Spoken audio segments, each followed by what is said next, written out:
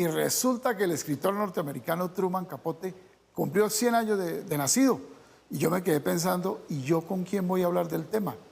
Pues por fortuna, una persona que está muy metida en este asunto de la literatura, Mónica Sarmiento, esposa del escritor R.H. Moreno Durán, uno de los escritores más conocidos en Colombia, me dijo, le tengo la persona, se llama Miguel Mendoza.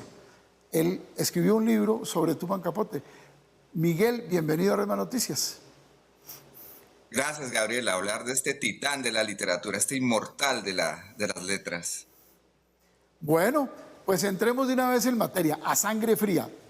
En mi opinión, es uno de los libros más maravillosos que he leído de la literatura del siglo XX. Pero yo no sé si está equivocado en la afirmación que voy a hacer. Yo diría que fue para Truman Capote lo mejor y lo peor que le pasó a sangre fría. Tal cual, Gabriel, se convierte en su bendición y en su maldición, en su gloria literaria, pero haberse encontrado con esta historia y haberse reunido con estos asesinos que en la vida real cometieron una terrible masacre de una familia y que él transformó en personajes literarios, o mejor, encontró que ellos dos, esos asesinos, ya eran personajes literarios que permitían lo que la gran literatura hace, que es reconocer lo mejor o lo peor de los seres humanos, y eso le cobró factura, eso fisuró su mundo interior y terminó por llevarlo a un proceso de autodestrucción.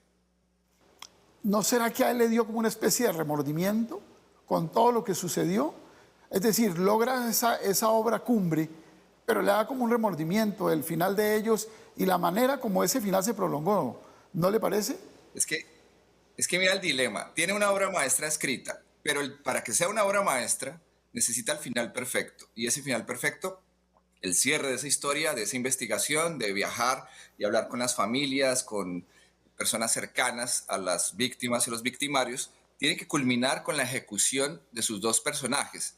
Y en ese proceso ha hablado con ellos, se ha identificado sobre todo con uno de ellos, con Perry Smith, se ha sentido cercano a él, pero necesita que en la vida real mueran para que su obra sea perfecta. Entonces yo estoy de acuerdo contigo en que de alguna manera su novela, y eso se ha hablado a lo largo de tantas biografías que se han descifrado, que se han intentado meter en el asunto, sí, Capote pudo haber intervenido, pudo haber sido un poco más activo para lograr que no se les ejecutara. Obviamente ese no era el rol de él. Él aparece como periodista, se transforma en escritor en toda la dimensión de la palabra para contar esa historia, ¿no? Pero creo que al final la culpa y esa conexión que tuvo con estos asesinos le hace sentir responsable un poco de haberlos usado para sus propios pretextos, porque luego viene la fama, el esplendor, hace una fiesta para celebrar la publicación del libro, éxito económico, pero de alguna manera esas fisuras, repito, emocionales, que movieron su edificio interior, también están conectadas un poco con una responsabilidad, como lo dices tú, con una culpa, con una carga de haber visto en directo morir a estos dos hombres, que obviamente eran monstruos humanos terribles, que cometieron un acto terrible, pero él dice, fue mi peor error o mi segundo peor error, haber ido a Holcomb, a ese pueblo donde se cometió la masacre que inspira el libro, y haber ido a su ejecución. Uno se queda mirando la escritura del libro y en periodismo le enseñan a uno y también en literatura le dicen, hombre, no utilice adjetivos innecesarios. Y este libro es un libro perfecto, muy bien diseñado. O sea, presentan los hechos tal como son, ¿cierto? Pero no ve uno adjetivos, no ve uno tanto artificio, sino uno ve realmente lo que es, ¿cierto? Capote se enmascara en un narrador testigo que va viajando por el tiempo y por la historia para hacer lo que toda gran novela hace, que es descifrar el destino de los seres humanos. Pero obviamente eso está soportado en un trabajo periodístico de investigación, de indagación. Él se ayudó de una amiga, también una gran escritora, Harper Lee, para poder extraer de las conversaciones con las personas del pueblo y obtener información. Y luego pasa a ese preciosismo, a ese estilo. Él ya viene de escribir unas novelas muy interesantes. Él viene de alguna manera explorar la literatura en sus formas novelísticas y cuentísticas. Es un gran cuentista, ¿no? Para mí, Capote es el mejor cuentista que ha existido, además de esta gran obra. Así que ya trae una paleta, ya trae unos recursos, pero esta historia le exige dos cosas y yo creo que por eso A Sangre Fría es casi única, si no única en la historia de la literatura, Gabriel, y del periodismo.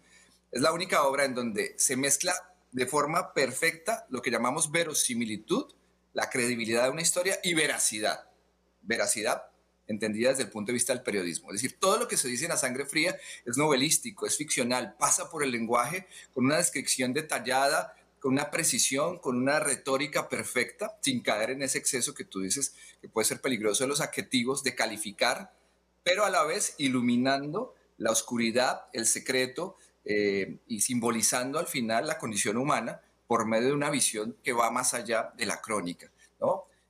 Por eso es una novela particularmente intensa, ¿no? Desde todo punto de vista, el rigor de la investigación, el tiempo que le cobró, la factura que dijimos que le pasa emocional, el tener frente a dos personas que han cometido un acto terrible y darse cuenta, repito, que tienes dos personajes, ¿no? Es como haberse encontrado con Raskolnikov de Dostoyevsky, tenerlo ahí enfrente. ¿Qué haces con eso, no? Capote pudo haber tomado otros caminos, contar una crónica mucho más personal de yo conocí a Perry Smith, a Richard Hitchcock, así se llamaban los asesinos, pero le apuesta a un proyecto aún más difícil, mezclar todo el arsenal y la importancia narrativa del periodismo con las técnicas y con la mirada literaria y fusionarlas, provocando esto que estamos señalando, un equilibrio inédito probablemente en la historia de la literatura. Ya hay unas novelas previas basadas en hechos reales, autoficcionales, biográficas, pero esta es muy particular.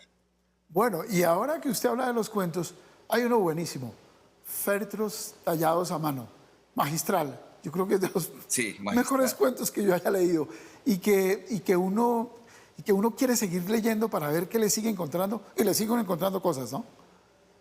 Sí, es el mejor asesino en serie de la historia de la literatura, hasta donde yo puedo indagar, al igual que en La Sangre Fría, digamos que hubo una inspiración real. Él escucha que en alguno de estos pueblos del sur, que es el territorio donde nace y donde se mueve gran parte de su literatura, luego él se va a Nueva York y se convierte en el divo, en el artista pop, en el escritor rebelde que, ¿no? que provoca por medio de las fotografías y lo que hoy llamaríamos las redes sociales, creando escándalos. Pero él originalmente es un escritor que mira el sur profundo de Estados Unidos y esa mirada le trae este tipo de historias, ¿no? que pasan por allá. Esta no la investiga, ya es un momento en que en su vida física y emocional está deteriorada, así que no tiene la energía para llevar a cabo una novela. Pudo haber sido una novela, féretros tallados a mano, pero las pequeñas piezas que nos deja este relato de unos crímenes en serie donde las personas reciben, como lo señala el título, un ataúd hecho en madera con una perturbadora fotografía, pues son el indicio de que tarde o temprano van a ser víctimas. No es todo un relato de terror psicológico. Pues Miguel, muchas gracias por haber estado en Red Noticias. La verdad hemos tenido una conversación muy interesante y además lo que simplemente pasa en mi caso es que me dan ganas de llegar esta noche a volver a releer a Capote.